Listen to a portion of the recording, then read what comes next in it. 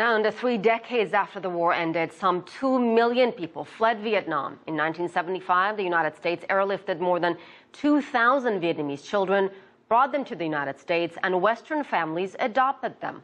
CCTV's Mark Niu has insight into Operation Babylift. At the Presidio in San Francisco, Operation Babylift is being remembered through photos, personal documents, and artifacts that were aboard the planes. One of those flights crashed, killing nearly half of the passengers, including 78 children. Robert Redeker was on that plane. I'm lucky that I survived it. I was like a really small baby, but I do live life to the fullest. I mean, I make sure that everything is, I'm living the life that I should, happy with no regrets. They're flying into the unknown alone. Australian TV reporter and adoptee Kath Turner describes how this photo speaks to her.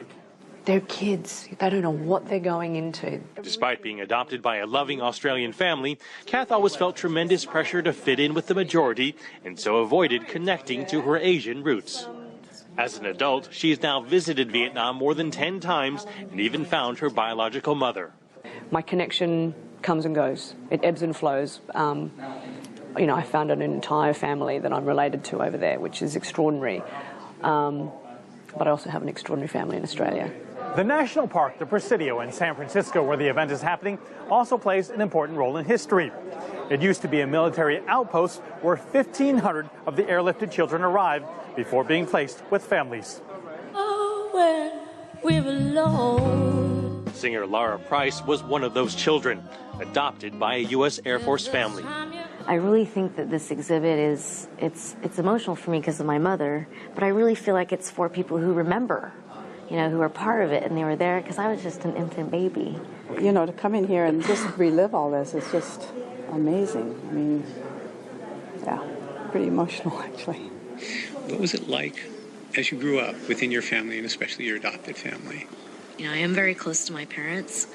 Price took part in the dialogue exhibit, where adoptees record conversations with Operation Babylift volunteers like Army medic Lonnie Weissman. It was my way of giving back to a country that we'd pretty much devastated.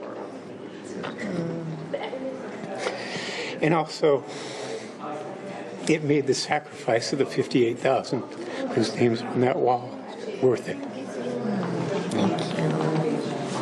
40 years on, the healing continues. That's what it meant. Mark Niu, CCTV, San Francisco.